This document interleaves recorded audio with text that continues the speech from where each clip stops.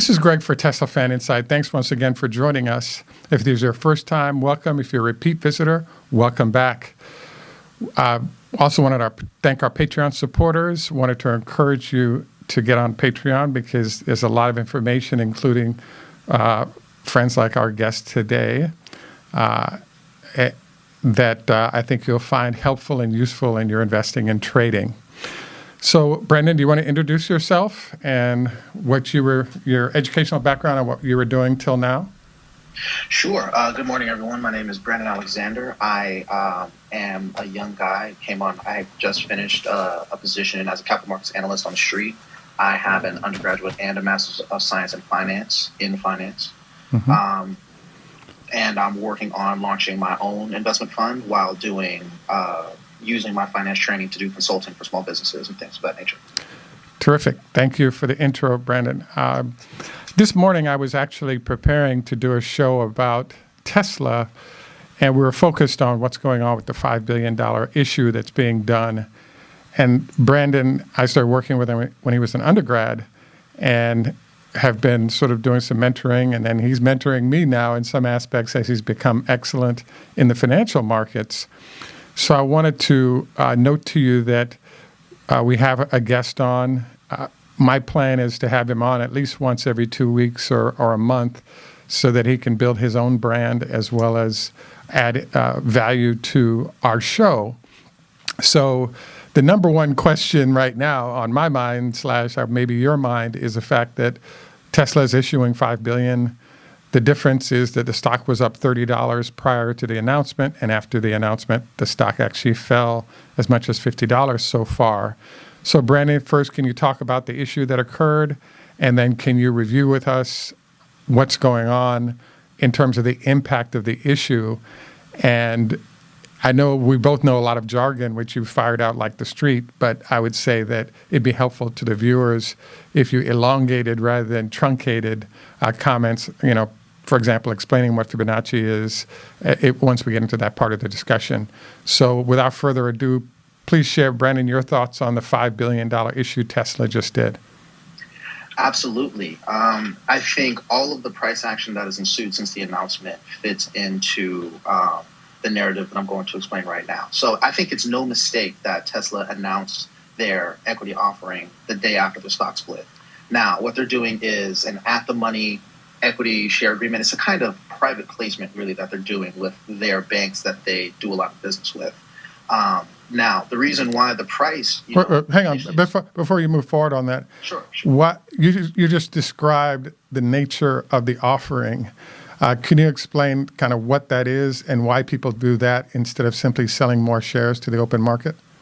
Right. So usually in a situation where a company is offering more shares to the market, they're doing it in what's called a secondary offering, which is when a company IPOs, they publicly offer their shares. Anytime they do it after that is what's called a secondary offering. Now, Tesla is not doing that, right? This isn't they're not publicly offering, their shares. They're doing a private placement to, the Goldman Sachs, Citibanks, and just doing the transaction directly from Tesla's trading desk to their member banks. And that's how they're going to get their shares placed, not by necessarily offering it out in open to the public. What's the benefit to the company, and is that not a benefit to the consumer by them selling only to those big companies like that? Right. So usually in a private placement, the member banks would be getting the securities with some sort of discount, right, to compensate them for the risk of taking on the shares. Now, at the money is exactly what it sounds like, right? It's going to benefit Tesla because Tesla's aware that there's such strong demand for their stock that they don't need to give a concession to their banks and allow them to give off the shares at discount. They're going to give their shares at the money and allow banks to do with that what they please. So yes, it's a structure that does benefit Tesla more than the purchase of the shares. So if they actually sold the shares in a secondary, there'd be a bunch of fees related to putting the offering together and distributing it. Is that correct? That's correct, yes. Okay, so it's a lot cheaper for them to go this route. That's correct. What's your opinion of the decision they made to do the offering, and what do you think they'll do with the money? I mean, anytime your stock price is going to quadruple in the course of anything, 30 days around plus, from a corporate finance perspective, you would almost be dumb not to offer more equity because you're going to get a really good price on it. And I think they're going to invest it in more productive purposes. I think they're just coming off of their first couple of profitable quarters. Their solar business is coming around, and their expansion in China is, I think, the biggest narrative headlines that are coming. But with a rally like we've seen today, I mean, they're just taking advantage of current market conditions. Because I also think a lot of what we're seeing in not just Tesla, but also FANG and other tech stocks is more of a result of market structure than it is an idiosyncratic, single story of that individual stock. We talked a little bit about the market structure circumstance. Could you kind of review what that's about right now? Sure. I think we're seeing a dynamic that is similar to the dynamic that was at play in 2009, where you entered an extremely low interest rate environment and you had a lot of dollars flooding the system. And now we're getting the same thing, but only to a greater magnitude. And when you're looking at where the volatility is in markets, there's no yields in bond markets. And the Federal Reserve last week changed their stance, basically saying they're okay with that. They're going to keep interest rates low for a long time. Now, what that does is, from a flow of funds perspective, money has to go somewhere. It has to go into equities. And when you take it a step smaller, be more specific, equity markets right now are at an inflection point, right? Which means there's not a lot of directional volatility in either direction. So you have to, on a day-to-day basis, traders have to go to where the volatility is. The volatility is in tech stocks and Tesla. Can you explain that further? First, who are the traders? Are these institutional traders or individuals? And why did they go after where the volatility is? So yes, I mean, the narrative of the rise of the retail investor ever since coronavirus started is a factor, but it's not as large of a factor as the institutional traders needing to capture volatility wherever they can. I mean, let's just be real. On a day-to-day basis, if stocks aren't moving, it's hard to make money. I think over the past couple of weeks, up until the middle of last week, the VIX had continued to decline to, I think, 23 level now, and now only recently we've seen a little bit of a spike. But yesterday, S&P basically flat most of last week. I know the gain was, I think, about 0.5%. So, I mean, just markets just aren't moving that much. On the other hand, we've seen a 25% jump in Salesforce last week. We've seen a 50% jump in Zoom today. There is movement going on in markets. It's just in very, very small pockets. A sidebar question is that one of the things we shared with our viewers is the phenomenon of what we call pins on Friday. They have the options expirations on Friday. And what we noticed was how certain market makers seem to be holding the prices down to optimize the seller's interests on calls or puts, depending on which side the most people would lose money on. Do you have any opinion on that? I do. I think most of that is algorithmic. I think it's measurable. It's a trade that you can make, but I don't necessarily look at that too much in my own strategy, simply because because it's algorithmic, those opportunities are realized almost instantaneously from the broker side. And you would have to, have, level 2 trading and pretty sophisticated instruments to be able to really take advantage of that. Well, I guess I sort of quickly explained my take on it. I'm just wondering, if you could more thoroughly explain. Obviously, we know what an algorithm is, but from what we were seeing, the people writing the calls, for example, had an interest in seeing them expire if there are huge numbers of them then sitting out there, or vice versa. Any thoughts on that? Well, yeah, I mean, not too much from the perspective of, the broker dealers are going to look at the balance of supply and demand on the different contracts and different levels, and they do have the autonomy to kind of push things in one direction. I think my take is to more so be aware of it. Right. I wouldn't position around it. I would be aware of it, and as you're watching prices move, kind of keeping dealer activity and dealer perspective in the front of my mind, rather than making my investment decisions based on that.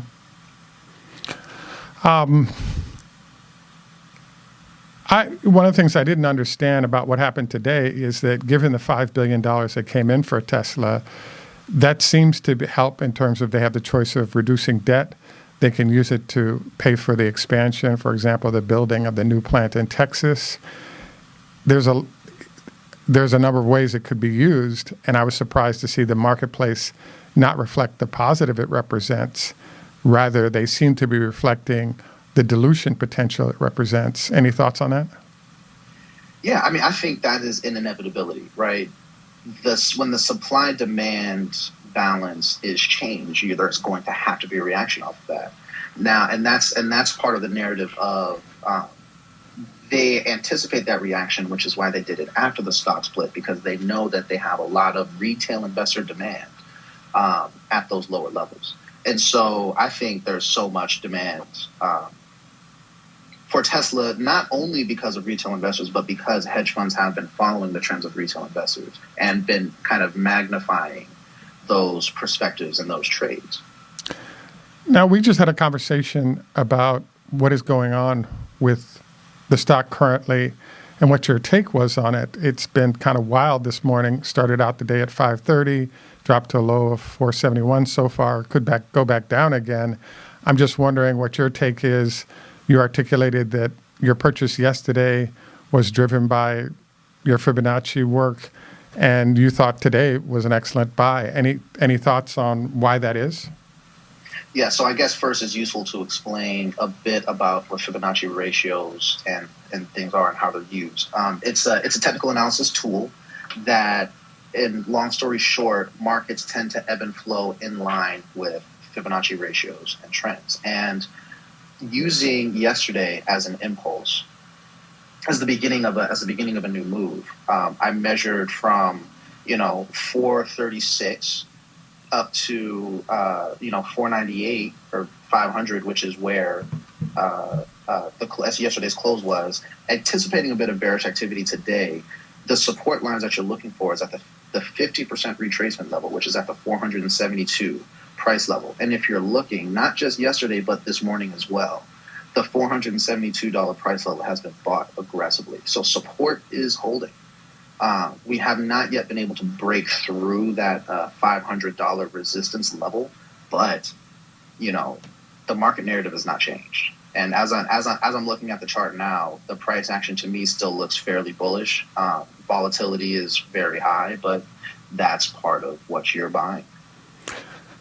I just looked it up. When we started this interview, the stock was in that early 480s, and now it's at 494. Absolutely. And it seems like it's following the trend that you articulated.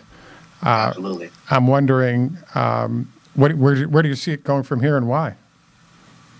So, I mean, I think the narrative of Tesla has been, on the run for the past, couple of weeks, and who knows how much higher this thing can go. I think it can go higher than most other market participants on the back of the narrative of Federal Reserve market support, even for equity markets. I mean, a lot of market investors are talking about how the Federal Reserve won't let the equity market crash or retract to any significant level.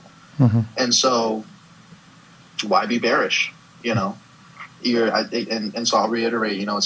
It's very analogous to me of the markets that you saw in the post global financial crisis 2009 period.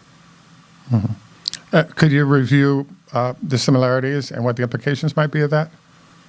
Yeah, ultra low interest rates, leading to no ability to capture any yield in bond markets, leading to all of the flows of funds being moved into equity markets, into higher risk assets, which leads to asset price inflation, right? And so we saw an almost unmitigated bull market from 2009 all the way up until almost, with the exception of 2015,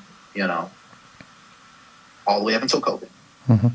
Right, off of the simple fact that there was nowhere else you could get real returns, right? The 60-40 bond portfolio has been broken for quite some time. The 60-40 stock bond portfolio that you'll read a lot about has been broken for quite some time. What one other thought that comes to mind, can you talk about historical PE ratios and the fear people have regarding a crash. Can you say anything about that? Yeah, actually. Finance theory is very clear about how prices will always come back to the fundamental value. The recent, say, past 20 years of activity in markets has been kind of a bane to that idea. And with the rise of factor analysis, I look at the fundamentals as just another factor, right? So when you say something like PEs are wildly above their averages or historical averages, that is okay. That's a factor, right? That is a factor that market participants can look at and say, this isn't necessarily what it should be, but the fundamental factor is today not what it used to be, right? The fundamental investing has not seen the kind of returns that it's really supposed to have, and their saving grace is their extremely long time horizon, right? They'll tell you, that over time, on average, prices will come back to their intrinsic fundamental value, and it's just, okay. So to my mind and how I manage my portfolio, that fundamental thing is just one factor. Keep an eye on PEs. I keep an eye on historical PEs, but I wouldn't give it too much credence for the short-term trade. Speaking of that, one of the discussions that's going on right now is we're all waiting for Tesla to enter the S&P. I was wondering what's your opinion on its likelihood of entry? And then the back-end question to that would be, there's a lot of discussion about the fact that once it enters the S&P, we'll then, over a couple of months, start seeing it regress from the high numbers it's at now into something that more resembles its operating fundamentals. So initially, right, I think the first impulse, we're going to see something similar to what we saw with Salesforce when they entered the Dow, right? There is a mechanical issue at play where all of the ETFs and mutual funds that track the S&P are going to have to buy Tesla in order to stay equal with the index, right? And that's going to be a significant catalyst for demand.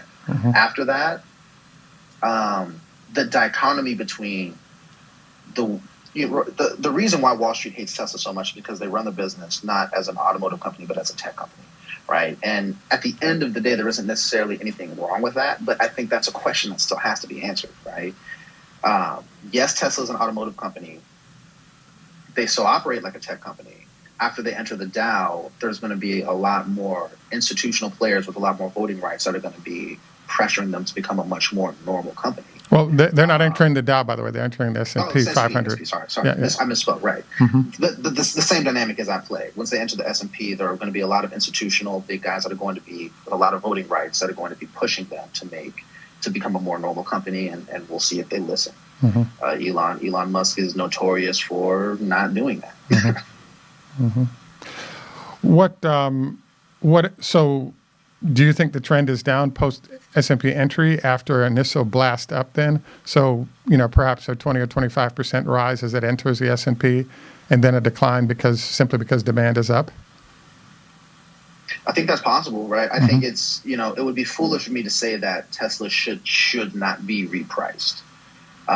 It's just that the fundamental factor is not all that's at play here, right? It's a huge bet on the future of not just Tesla's automotive business, but I think the price represents the future of the integration with Solar City.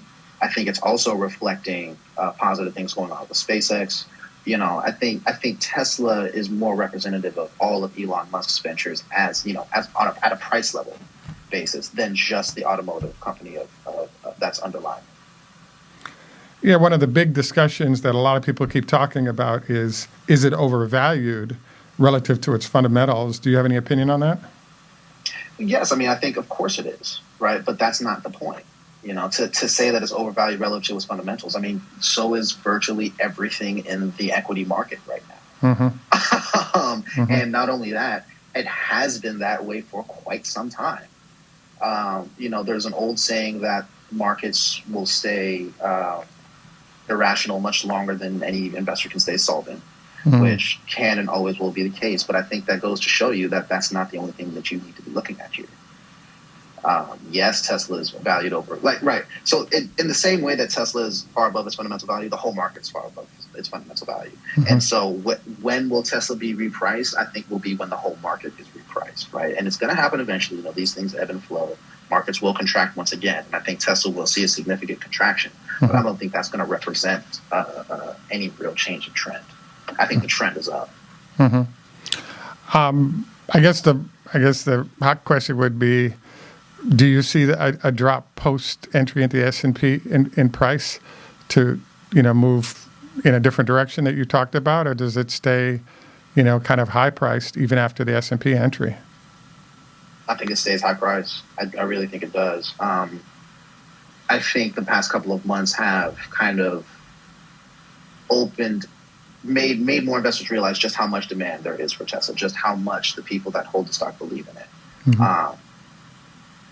And I think they're overestimating the degree to which this is all just some speculative fervor. I think Tesla's here to stay. Right? A lot of big time market participants will tell you that they think Tesla is a fraud, it's a scam, and Elon Musk is going to be in prison in 5 to 7 years. I'm not on that team. I think Tesla's here to stay. Based on everything they're doing well, what's the basis? Yes. Well, I mean, the basis really truly is the China expansion, right? Their ability to have roots in more than one market, I think, is going to be everything for them in terms of scale, becoming more profitable as a result of scale. And I also think I take a look at the solar energy thing too, and as far as I understand right now, I believe the cost curves for solar, the cost curve for solar rather, is cheap enough now to where it's quite cost effective to be offering solar. And I think that there's a little bit of that going on as well. Nice. I'm tempted to switch over to Apple for a minute or two because I know you own some of them. What do you like about it right now in terms of your owning of, buying and owning for yourself? Yeah, I think Apple is the stock that exemplifies the FANG plus trade, right? And that's really what I'm doing. That's really what I'm trading when I'm holding. Can you repeat what you meant by the FANG flush trade? Yeah, so the FANG index, not everyone, people hear a lot about Facebook, Alphabet, Amazon, Netflix, Google. Now FANG plus, it adds a few more communication services, guys. I think it's like, maybe Zoom, maybe Salesforce, and a couple of other guys. But really what they represent are leading tech companies, quote unquote. The one of the leading tech companies, Apple's seen a lot of love. It's been very, very bullish. So when I want to express my belief that leading tech companies are going to keep seeing a lot of demand and pretty aggressive momentum over the next couple of weeks and months, I'm choosing to express that through Apple at the moment, because Apple's price action has just been so positive. I mean, today we're up another 2.15%. Yeah, that's true. It has been doing, and the split seems to have been kind to it. Absolutely, and that's why I'm in now, because I think the split for both Tesla and Apple is the beginning of a new trade, right? I think the last trade was bullish into the split, and the trade that I'm getting in is bullish post the split. So, and I think this bullishness will last at least a week, maybe two. Okay, yeah, that's what I was wondering about. A lot of people had suggested that typically you get the bullish buying, particularly from people who are getting a cheaper stock, but that demand kind of dissipates over time. And I wondered what the time frame of dissipation might be in your mind. I think a couple of weeks, because the whole market has been on the run for almost a month and a half. And I think everything needs to take a breath, and I think it will. So I will give this impulse about a week. I think we're going to see some things maybe start to contract after Labor Day. But that's nothing to be alarmed for, right? Look at your Fibonacci levels and see if they're being violated.